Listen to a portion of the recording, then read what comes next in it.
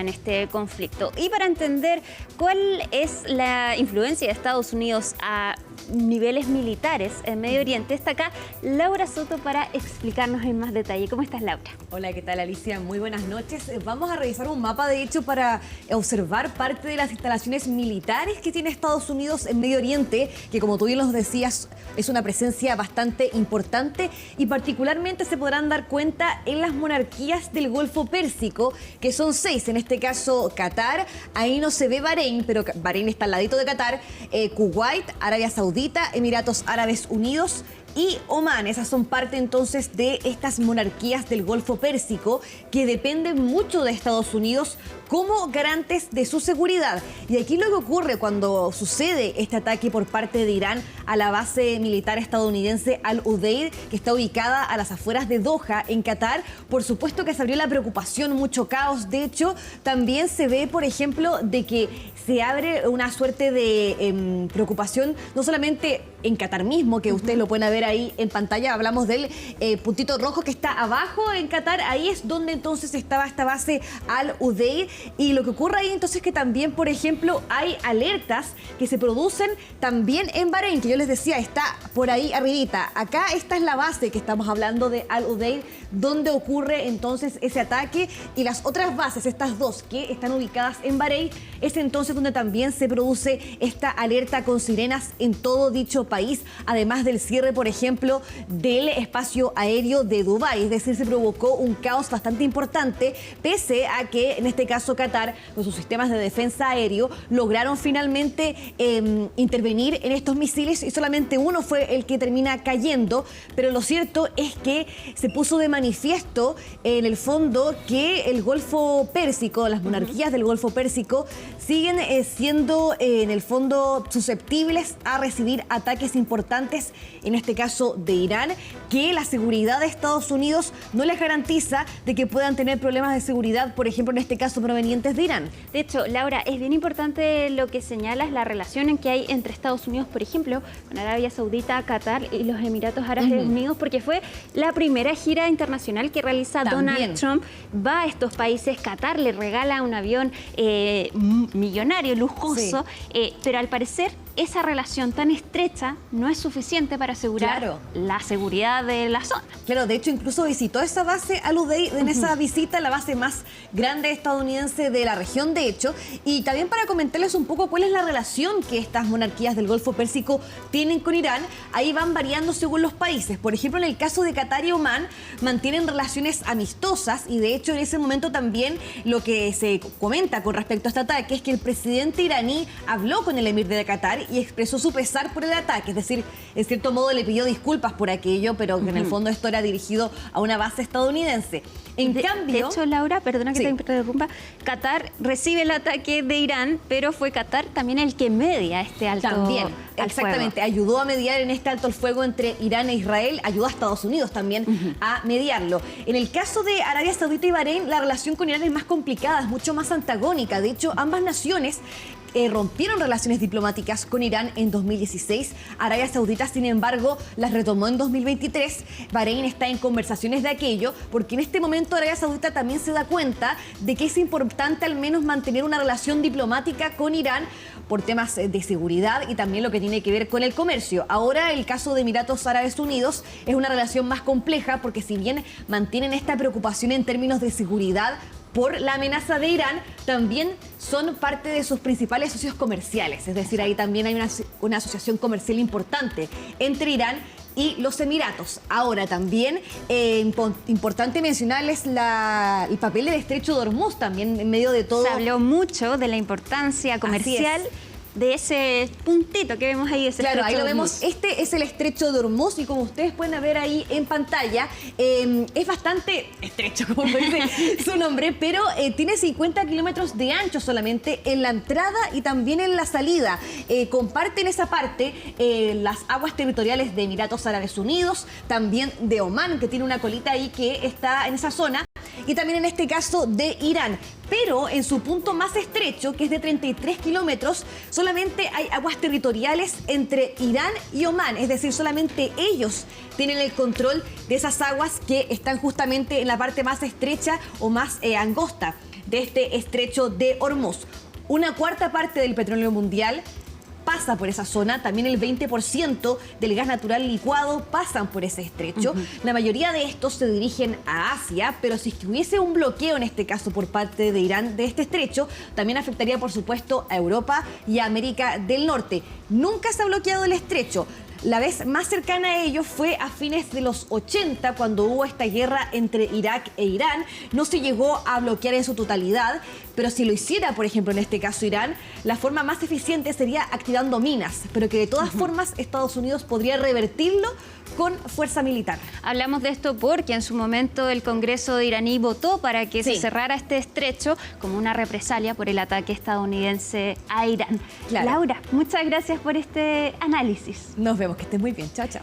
Y nosotros vamos a continuar con Conexión Global Prime, pero vamos ahora a tomar contacto con Guillermo Holzman, quien es analista internacional, ya lo hemos tenido en Conexión Global Prime, para seguir con este análisis. Guillermo, muchas gracias por acompañarnos. ¿Qué tal, Alicia? Un agrado saludarte. Guillermo, quiero preguntarte específicamente respecto del rol de Donald Trump en este conflicto. Lo vimos muy cambiante. Primero, que Estados Unidos no tenía nada que ver con este ataque de Israel y de a poco se fue sumando a esto, seguía abogando por la diplomacia, por encontrar una solución y finalmente ataca a Irán. ¿Cómo podemos entender esta actitud de Donald Trump en este conflicto?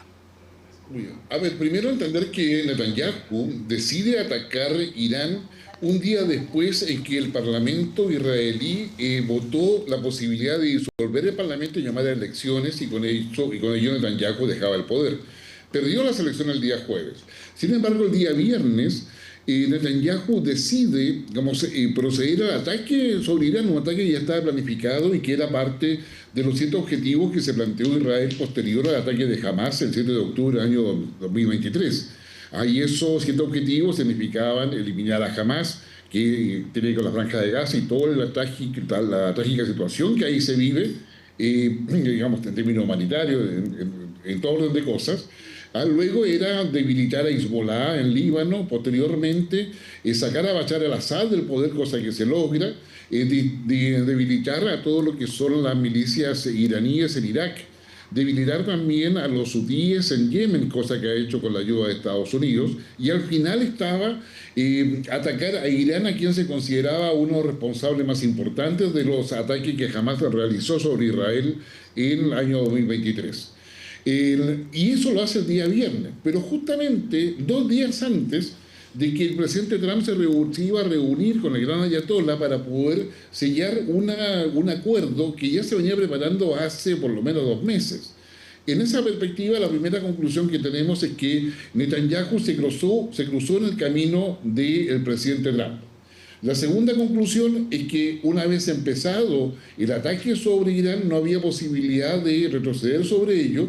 Y si bien es cierto, Estados Unidos le ha facilitado permanentemente inteligencia, una serie de cosas para sostener el soporte defensivo de Israel, era evidente también de que Estados Unidos no quería verse involucrado en ese plan israelí.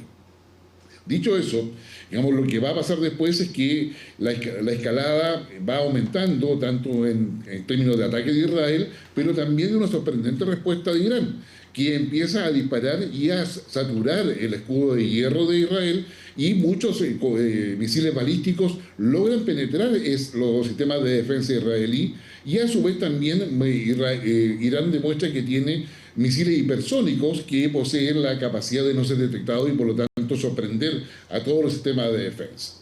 En ese esquema, Donald Trump, digamos, descubre una segunda cosa. No solamente que Netanyahu lo había bypaseado, sino que descubre también de que el eje de la agenda mundial estaba girando en torno al Medio Oriente y no en términos a lo que él iba avanzando en su negociación con China, en lo que respecta a Ucrania con Rusia y en lo que respecta a Europa, sino que también se estaba debilitando el frente interno de él en el propio Estados Unidos. Con esos elementos, Donald Trump se deja llevar por la asesoría y señala públicamente de que va a hacer un bombardeo en 2 semanas más. Sin embargo, ese bombardeo ya había sido previsto en términos de preparación por las Fuerzas Armadas y lo lanza 12 horas después que dice este anuncio. Y 12 horas después de ese anuncio, Estados Unidos da cuenta de dos cosas fundamentales que en política internacional son muy importantes. La primera, demostrar capacidad y eficiencia, es decir, una capacidad de desplazar o de desplegar capacidad aérea, militar y tecnológica para atacar en forma eficiente y conforme a los objetivos que se tenía, y quirúrgica, me atrevería a decir, las instalaciones nucleares de Irán. Era un vuelo de más de 17 horas, con todo lo que significa acompañar a un bombardero B-2, que es como portaaviones, va acompañado de varios aviones para cuidarlo.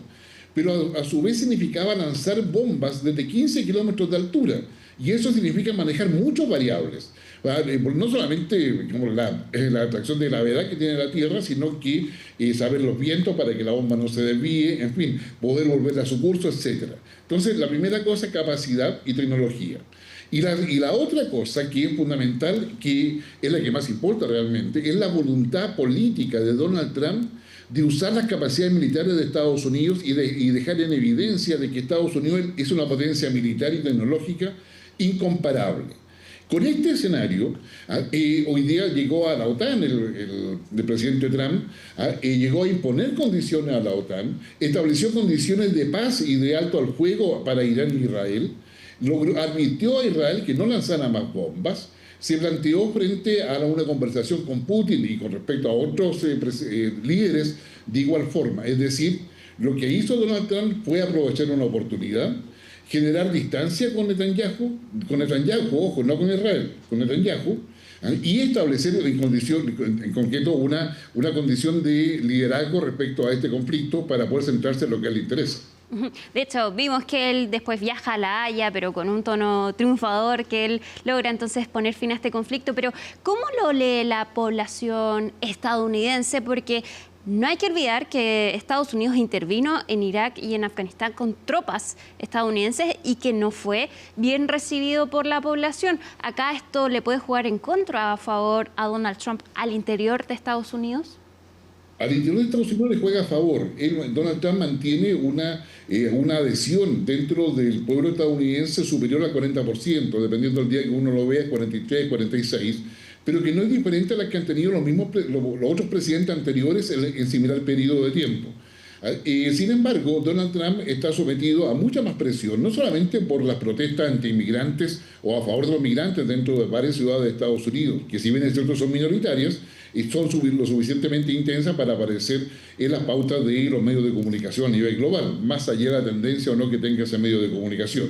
Lo segundo, donde quizás tiene mayor problema Donald Trump, tiene que ver con el Partido Republicano y la discusión que se lleva a cabo en el Congreso en términos del presupuesto, que según él es el mejor y más hermoso proyecto de ley de presupuesto presentado en Estados Unidos y que ha llevado a diversos debates y dentro de estos debates a establecer si es posible o no aprobarlo. La mayoría que tiene Donald Trump en el Congreso es bastante débil, es de 1, 2, 3, máximo 4 representantes y 1 o 2 senadores.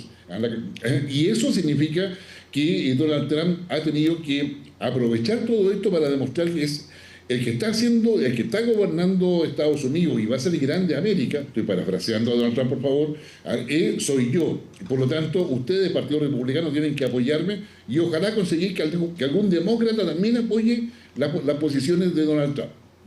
Raya para la suma, Donald Trump, con este bombardeo sobre Irán, con la capacidad de haber impuesto un alto al fuego, por muy frágil que sea, ha logrado un rédito interno en Estados Unidos que le da un respiro importante respecto a esa percepción de debilitamiento que se está viviendo tanto al interior de Estados Unidos como a nivel mundial de lo que Donald Trump está realizando. Recordemos que él había señalado de que la guerra terminaba a 24 horas, después de una semana, y hoy día tiene muchos frentes simultáneos abiertos, tanto a nivel doméstico en Estados Unidos como a nivel internacional y meteorología regional, si consideramos la relación con Canadá. Entonces, acá hay, yo diría, una suerte de respiro para Donald Trump, y por esa razón todos los analistas hablamos aproximadamente de que las próximas 48 horas van a ser fundamentales para poder ver efectivamente cuál es el paso siguiente que va a hacer Donald Trump.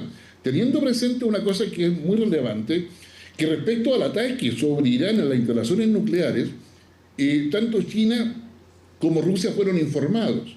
Y si hay una cosa que estas tres potencias tienen en común o convergen, y quizás sea la única, es que Irán no puede tener acceso a armamento nuclear.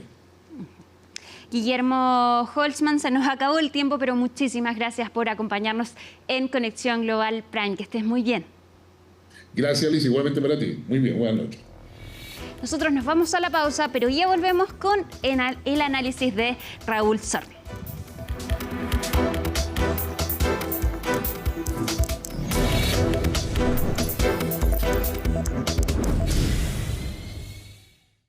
Gasco Minería entrega su